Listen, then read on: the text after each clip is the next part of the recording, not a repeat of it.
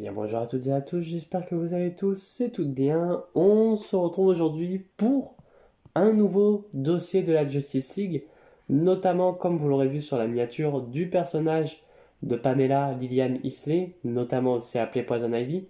Alors, c'est un personnage, pour la petite anecdote, parce que je regardais quand même, tu vois, j'ai quand même regardé s'il y avait des vidéos sur son origin story, et c'est un des rares personnages de l'univers Batman à pas avoir tant que ça d'origin story.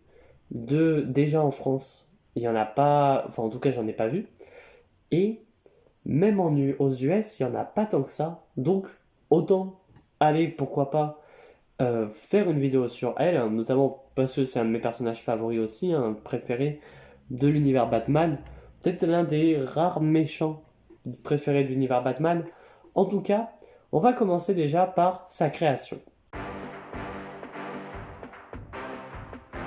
Alors Pamela Lillian Isley, connue aussi sous le nom de Poison Ivy, elle est apparue en 1966, réalisée par le scénariste Robert Kunger et le dessinateur Sheldon Moldoff, voilà, dans les pages du numéro 180 de Batman en juin.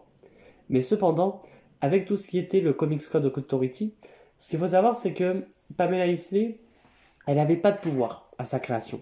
Notamment, elle était juste une séductrice, etc., qui utilisait des phéromones et tout, des drogues, etc., pour séduire.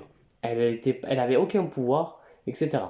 Mais cependant, à cause du Comics Code Authority, en janvier 1984, dans le numéro 534 du Detective Comics, c'est sous la plume de Danny Muench ainsi qu'illustré par Jen Collen que Ivy va avoir des pouvoirs, justement pour échapper un peu à ce Comics Code Authority. Enfin bref, voilà donc, et maintenant depuis elle a toujours ses fameux pouvoirs. On va passer maintenant à son histoire.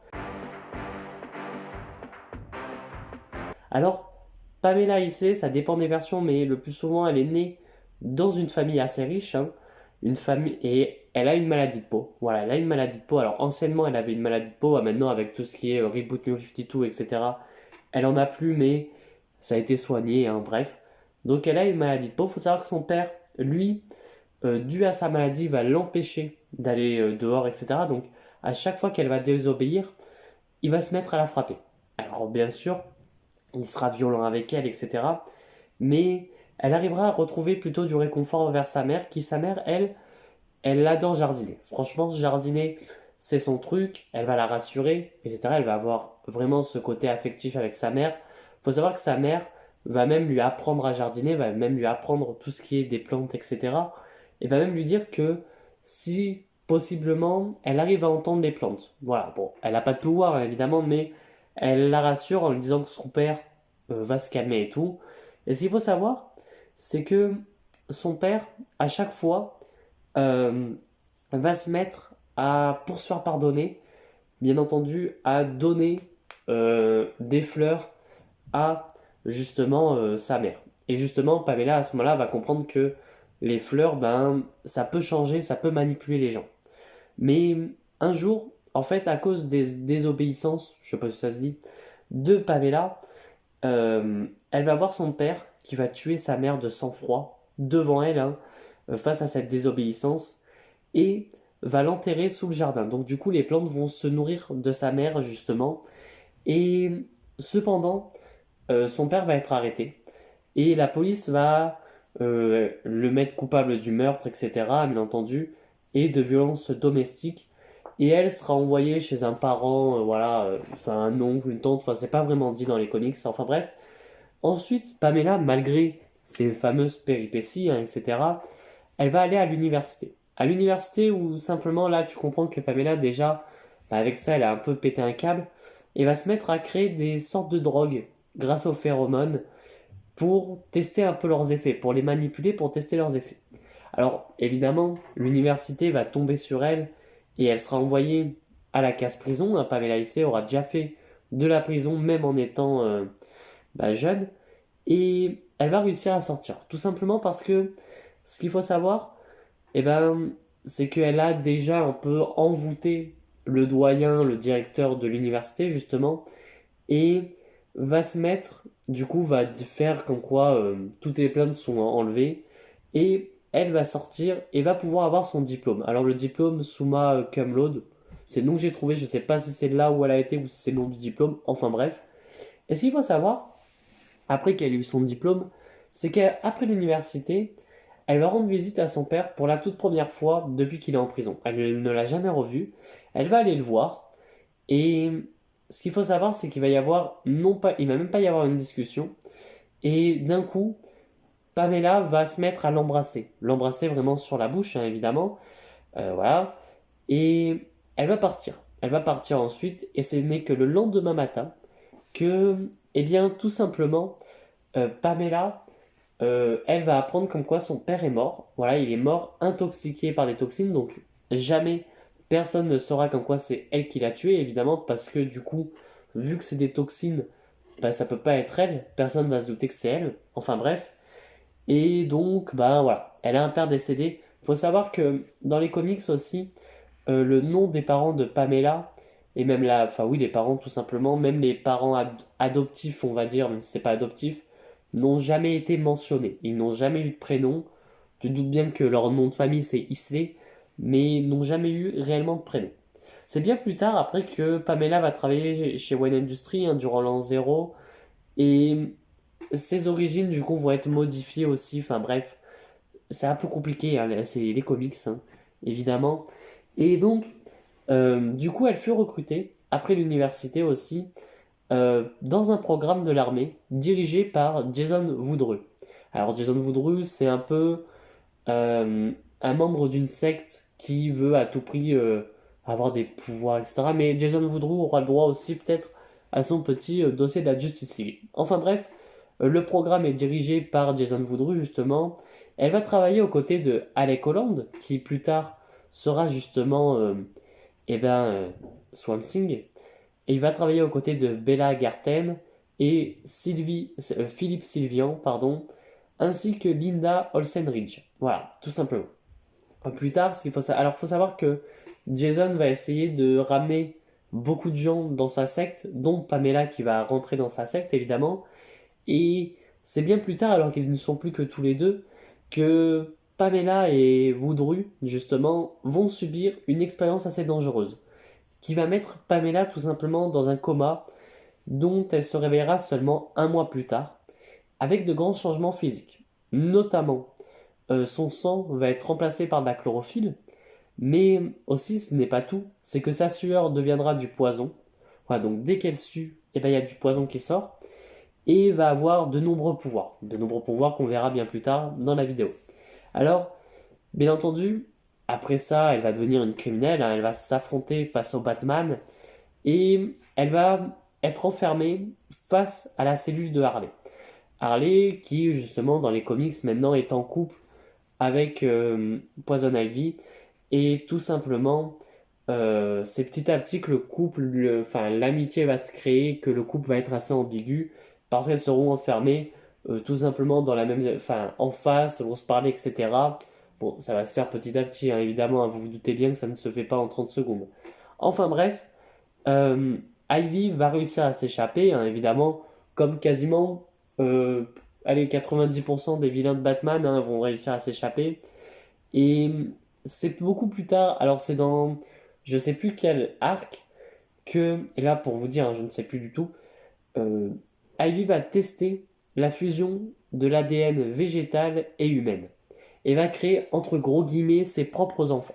Alors, ces enfants vont s'appeler Hazel et Rose, et bien plus tard, bon, il va se passer des choses, mais je n'ai pas envie de spoiler, Ivy vont quitter Gotham tout simplement seule, avec une troisième fille clone, entre guillemets, qui s'appelle Tron. Voilà. Enfin bref. Alors bien entendu, après, il va se passer énormément de choses pour Poison Ivy, hein, et on va pas trop rentrer dans les détails, parce que ça n'a pas trop d'importance, mais petit à petit, Ivy va avoir... Enfin, ça n'a pas trop d'importance. Quand je dis ça n'a pas trop d'importance, en vérité, c'est plus pour pas spoiler, c'est pour donner envie, surtout à découvrir un peu plus. Enfin bref, Ivy, elle va continuer ses activités de criminelle, mais en même temps, elle va commencer à devenir un peu comme un peu Catwoman, j'ai envie de dire, un peu du côté des gentils, sans trop être du côté des gentils, tu vois. Elle est entre les deux. Ça dépend des matins. Si un matin, elle a envie de se dire, allez, je me tape Batman, je me fight contre Batman, elle y va. Et si elle a envie de dire, je me fight contre le Joker, elle y va. Elle en a rien à faire, mais il faut savoir que Pamela euh, va toujours essayer de raisonner Harley, justement. Elle va toujours lui dire comme quoi le Joker lui fait du mal, etc. Enfin bref. Et alors bien sûr, dans Infinite, elle a un énorme développement par J. Willow Wilson, hein, évidemment, où elle va décider d'abord... Alors, avant tout, dans Joker Wars, elle se fait appeler Queen Ivy maintenant, voilà. Je vous laisserai découvrir pourquoi, même si elle apparaît pas beaucoup, donc en vrai, bref. Mais elle a tout un jardin en dessous de Gotham, etc. Mais elle va se faire appeler Queen Ivy, Queen Ivy. Et dans Infinite, elle va décider de vouloir exterminer toute la race humaine. Voilà, elle veut exterminer toute la race humaine, qu'il n'y ait plus d'humains, que la végétation reprenne le dessus, parce que justement, elle aurait vu l'apocalypse. Et donc, petit à petit, au fur et à mesure, Ivy va se comprendre comme quoi non, elle fait erreur, etc. Mais ça, étant donné que Poison Ivy Infinite n'est pas fini, en tout cas en VF, en VO, je ne sais pas du tout, je ne vais pas aller plus loin dans le récit. Mais en tout cas, il y a quand même cette relation avec Harley, bien entendu, mais chose assez intéressante aussi, c'est que justement, Ivy n'a plus vraiment cette relation avec Harley. En fait, tout simplement parce qu'elle va rencontrer plusieurs personnes, et évidemment, ces démons vont la hanter, justement, Jason Woodrue qui a abusé d'elle commence à la rehanter, justement, et tout simplement, il y a aussi le côté où elle va rencontrer quelqu'un qui, justement, va un peu mettre le souk dans, justement, le couple Ivy et Harley, sans pour autant, tu vois, qu'il y ait une engueulade et que ça fasse un truc en mode les feux de l'amour, quoi. C'est fait de manière intelligente par J. Willow Wilson. Enfin bref, on va passer au pouvoir maintenant de Poison Ivy. Alors Poison Ivy, bien entendu, elle a la capacité de la chlorokinésie, lui permettant de contrôler les plantes, etc. Elle contrôle les phéromones, justement. Elle peut se régénérer et, chose assez importante, c'est pas une régénération à la Kid Flash ou à Reverse Flash où justement elle se fait une petite égratignure, elle peut se régénérer.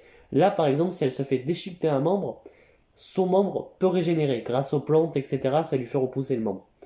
Elle a la toxinèse qui lui permet d'utiliser des toxines et tout. Elle est immunisée face aux toxines, pardon. Elle a une immunité toxique, voilà ce que j'ai écrit, qui lui permet justement de tout simplement ne pas être intoxiquée par du poison, etc. Et elle vieillit très doucement. Et ça, franchement, ça serait quelque chose d'assez intéressant à faire dans un récit Poison Ivy, ou même dans un film où tu peux faire comme quoi elle vit assez longtemps. Enfin bref, elle a aussi des capacités, hein, notamment la botanique, la toxicologie, la génétique, justement. Elle est capable de séduire, même si du coup ça va avec les phéromones, hein, évidemment. Elle sait se battre au corps à corps, et elle peut crocheter des serrures grâce aux plantes, etc. On va passer aux faiblesses, hein, maintenant, évidemment. Elle est vulnérable au froid, justement parce que le froid, vu qu'elle est connectée avec les plantes, le froid l'affaiblit. Elle est vulnérable à l'obscurité, justement, s'il y a très peu de soleil. S'il n'y a pas du tout de soleil, elle va être beaucoup plus vulnérable que ça. Il faut savoir que Ivy aussi, alors ça c'est, j'ai pas trouvé d'explication, mais je vais faire une petite hypothèse, hein, exceptionnellement, pardon. J'ose supposer que vu tout ce qu'elle a subi et tout, alors peut-être pas du tout, hein, et je dis une grosse connerie, mais elle est atteinte de troubles mentaux, voilà. Mais je dis peut-être une grosse bêtise, mais en tout cas, elle a des troubles mentaux. Enfin bref. Maintenant, nous allons passer. Alors, oui, j'ai oublié de dire que les villes où Poison Ivy va justement être le plus souvent. Alors, à un moment donné, elle est à Seattle dans Poison Ivy Infinite, mais ça, elle va aller à Gotham. Elle est beaucoup plus souvent à Gotham que à Seattle, quoi. Elle est surtout à Gotham City. On va passer aux apparitions médiatiques dans les séries animées, évidemment.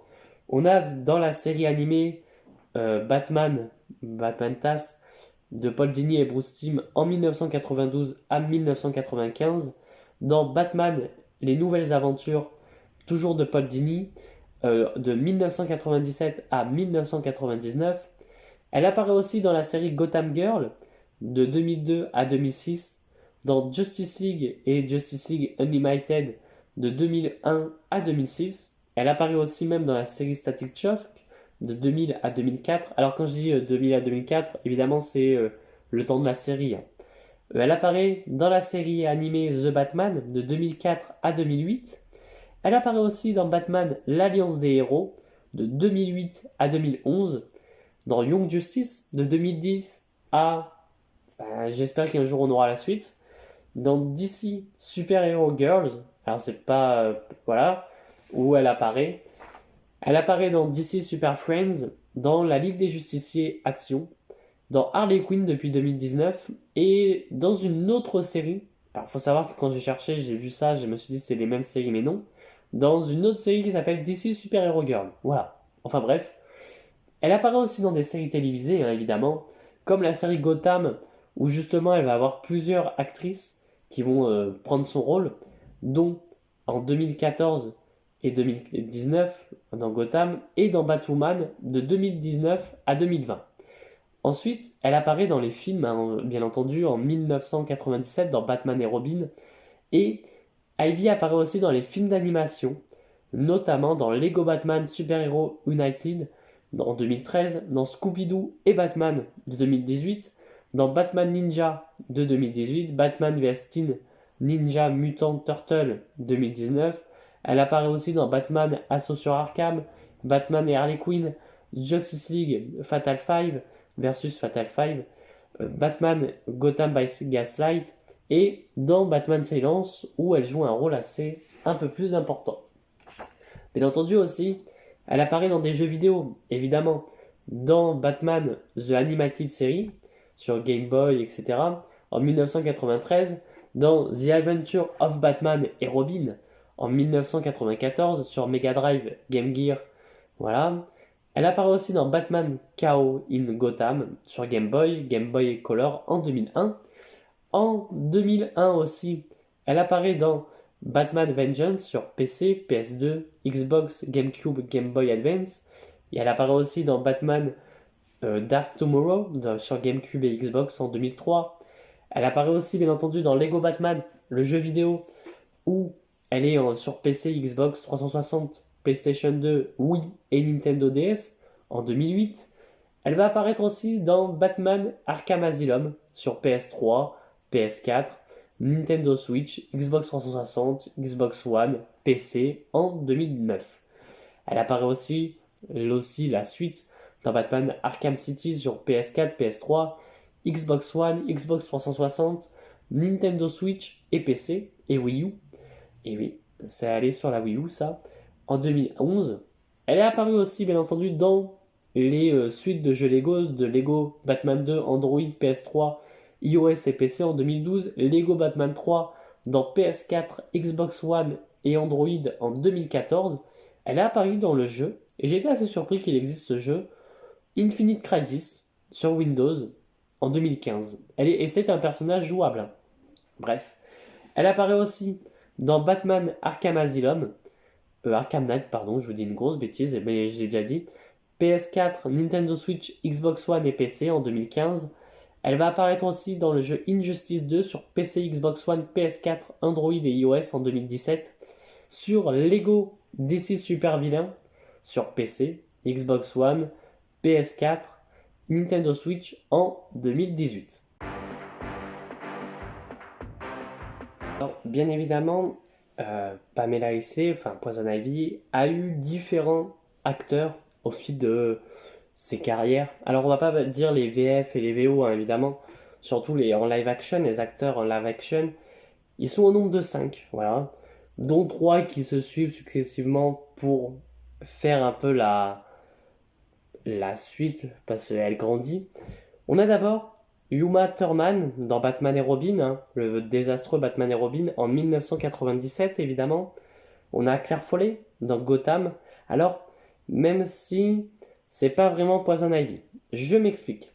Parce qu'elle se nomme Ivy Pamela Pepper. C'est pas vraiment elle, mais c'est elle. Voilà, bref. Dans la saison 1 à 3 de Gotham, c'est elle qui la joue, de 2014 à 2007, du coup elle joue. Ensuite, on a Maggie Gea dans Gotham, dans la saison 3 de Gotham, où là, elle joue plus un peu l'adolescente. Tu vois, elle est plus à ce moment-là en adolescente, où elle est seulement dans la saison 3, en 2017. Et c'est seulement en, de 2017 à 2019, donc jusqu'à la fin de la série, où dans Gotham, c'est Peyton List peut-être, qui va justement reprendre le rôle. En plus, surtout que cette actrice-là, c'est pas sa première fois dans l'univers d'ici, évidemment, où elle a joué Golden Glider dans la série The Flash, voilà, de la CW. Donc en vérité, c'est pas sa première fois en tant que super vilaine. Enfin voilà, et c'est plus récemment aussi dans la série Batwoman que on a Bridget Regan dans la saison 3 de Batwoman qui va venir prendre le rôle calmement en 2022 dans cette dernière saison de Batwoman. Alors, il y a aussi différents comics, mais alors je devais en citer que deux, et c'est vrai qu'il y en a un troisième en vérité. Il y a tout simplement déjà justement Poison Ivy Arkham qui est un très très bon récit. Alors il y a plusieurs dessinateurs, c'est plusieurs récits de Ivy, hein, évidemment, qui est totalement à lire, qui va un peu te mettre son origin story, ses certains arcs, évidemment. On a aussi le Poison Ivy Infinite, justement, qui lui est tout simplement le récit qui est vraiment l'un des meilleurs récits sur le personnage de Poison Ivy. Évidemment, peut-être qu'il y en a d'autres, hein, mais pour le moment, de ce qui est dans Infinite déjà, c'est extrêmement bon, ce récit. Et puis, franchement, ça fait du bien d'avoir ce récit. Parce qu'il est excellent de A à Z. Voilà. Tout simplement, faut l'acheter. J. Willow Wilson fait un travail merveilleux dessus. Marcio Takara aussi dans les dessins, même si dans les scènes de combat, bon, c'est un peu à passer, mais bref, franchement, c'est un excellent récit. Et vraiment, c'est quelque chose qu'il faut lire. Et voilà, c'est l'une des meilleures séries en termes de comics, en termes de tout. Enfin, en vrai, j'abuse peut-être, mais voilà, faut le faire vendre. En termes de, voilà, d'évolution du personnage qui permet à ce personnage-là de grandir petit à petit et d'évoluer justement, enfin voilà, où tu vois vraiment ce côté méchante, mais en même temps ce côté gentil, où tu vois que ben, il y a un triangle amoureux qui se forme avec un personnage qui va justement semer un peu la zizanie dans le couple et même que ça n'en fait pas trop. Enfin bref, voilà. Et il y a aussi, alors bien entendu, faut en parler de ce récit. Bien entendu, c'est le Batman long Halloween. Alors qui sûrement, alors je ne saurais pas vous dire quand parce que justement là j'essaye de m'avancer un peu sur mes vidéos etc parce qu'il va y avoir quand même, enfin il y aura un moment où je vais pas pouvoir tourner de vidéo et j'essaie d'en faire et tout. Et donc, ce récit, c'est le long Halloween. Je l'ai déjà lu, c'est un excellent récit hein, pour ma part, même si bon, c'est Batman, j'aime pas trop, mais c'est un excellent récit. Elle apparaît dedans, voilà, elle apparaît dedans, elle est intéressante dedans. Enfin bref, voilà, on va passer à mon avis, parce que bon, j'ai pas envie de vous faire une critique là maintenant. Quand je vais la sortir, il n'y a pas de souci là-dessus. Enfin bref, et c'est à lire, c'est peut-être un des incontournables de Batman, je pense, à ce jour. Et puis franchement, c'est une très bonne porte d'entrée, il faudra que je lise Amère Victoire. Et voilà, c'est une excellente porte d'entrée pour commencer Batman, je trouve. Enfin bref, on va passer à mon avis, entre gros guillemets, sur le personnage de Poison Ivy. Faut savoir que le personnage de Poison Ivy, à l'état pur, on va dire, au départ, je l'aimais pas trop. Parce que j'avais l'impression surtout que c'était vraiment ce côté-là du personnage où on voulait te le vendre comme la copine d'Harley Quinn, tout simplement en fait. J'avais cette impression-là. Puis me dire que justement, enfin quand il y avait justement le Poison Ivy Infinite, j'étais en mode rien à faire quoi en fait. Il y a rien à, enfin qu'est-ce qu'on s'en fout de ce personnage-là. Vraiment, il n'a rien à faire là, il est pas du tout intéressant. Enfin bref. Et en fait, en ayant vu justement, bah, tout simplement déjà la série animée Batman, où, alors, je l'aimais pas à ce moment-là, mais je l'ai revu il y a quand même un petit moment avant de lire Poison Ivy Infinite tome 1, qui justement, euh, m'a refait découvrir Poison Ivy. Franchement, j'ai bien apprécié. Bon, à part quand Uma Thurman fait Poison Ivy, mais bref, hein, passons sur ce petit défaut de Poison Ivy. Mais franchement, c'est un personnage que j'ai apprécié, que je commence à apprécier, que maintenant j'apprécie énormément. J'ai même envie et j'espère l'avoir dans le DCU de Gunn, évidemment. Franchement, c'est un personnage bon, qui me fait kiffer, hein, voilà, je l'adore. Puis même tout ce qui est le contrôle des plantes, etc., c'est quelque chose qui m'intéresse énormément. Enfin voilà, franchement, il n'y a pas grand-chose à dire dessus, hein, c'est un excellent personnage. Faut peut-être. Alors, il y a peut-être ce côté où j'espère qu'ils en fassent pas trop, tu vois. Pas en mode une Harley Quinn, en mode bah tiens, Poison Ivy Infinite marche tellement que s'il y a un second relaunch, etc., on en fait maintenant une gentille. Poison Ivy, il faut vraiment qu'elle ait ce côté-là et que ça soit dans les comics, dans les films et même dans les animations parce que je me dis peut-être que Gunn va faire des trucs d'animation ou justement peut-être une animation avec Batman, etc., qui sait, où justement on va avoir Poison Ivy. Et justement, ce Poison Ivy là, faut qu'elle ait toujours ce côté entre le bien et le mal, tu vois. Elle est au milieu, faut qu'elle soit au milieu. Enfin voilà. Il faut aussi savoir, c'est que j'ai envie, alors j'espère justement pas que ce soit Karen Gillian, moi, en tant que Poison Ivy. Pourquoi? Parce que tout simplement, en fait c'est tout con, mais c'est peut-être plus perso, c'est que je suis quelqu'un qui adore créer des personnages. Voilà, j'adore créer des personnages justement. Karen Gillian est un personnage dont j'ai pris un peu de l'avatar et tout pour qu'il colle à un de mes personnages. Mais en fait, un personnage, il y a une actrice qui serait parfaite pour le rôle. C'est Madeleine Page. J'espère le prononcer correctement. Parce que Poison Ivy, faut qu'elle ait ce côté un peu toujours dans la séduction et jamais dans l'humour. Tu vois, qu'elle soit pas dans l'humour. Même si elle peut avoir deux touches d'humour de la droite à gauche, mais il faut toujours qu'elle soit dans l'humour. Notamment, faut toujours qu'elle soit dans la séduction. Et tu vois, dans la série Infinite, justement, alors pas qu'elle soit en mode rien dessus, hein, évidemment, mais toujours qu'elle ait ce côté un peu ambigu où justement, elle est un peu ce côté séductrice, tu vois, que Karen Gillian, elle a beaucoup plus le sens de l'humour, je trouve, qui collerait plus à d'autres personnages de l'univers d'ici, mais pour un Poison Ivy, j'ai beaucoup plus de mal. Voilà. Franchement, une Madeleine Peach en Poison Ivy, franchement, je dis pas non. Après, évidemment, si c'est Karen Gillian, je vais pas aller gueuler ou quoi que ce soit. Non, franchement, il n'y a pas de souci là-dessus. Mais franchement, voilà, une Madeleine Peach et qui est ce côté séduction, qui est ce côté entre les deux, pourquoi pas. Enfin bref, voilà. Il y aura d'autres dossiers de la Justice League sur d'autres personnages. J'ai deux, trois personnages en tête, dont un. Alors, je ne sais pas quand sortira la vidéo, mais dont un qui potentiellement, vu ce qu'on a en actualité en ce moment même où je tourne la vidéo, potentiellement ça va sortir très bientôt. Même des fois très bien, elle est sortie avant, hein. Mais je pense pas, parce que je pense que là, dans les deux trois semaines, 2 semaines, une semaine où je tourne la vidéo, là ça sort. Enfin bref, sur ce, n'hésitez pas à liker, à partager la vidéo et à vous abonner. Dites-moi ce que vous pensez du personnage de Poison Ivy, hein, évidemment. Et moi je vous dis à très bientôt et à très vite pour de prochaines vidéos. Allez, ciao tout le monde.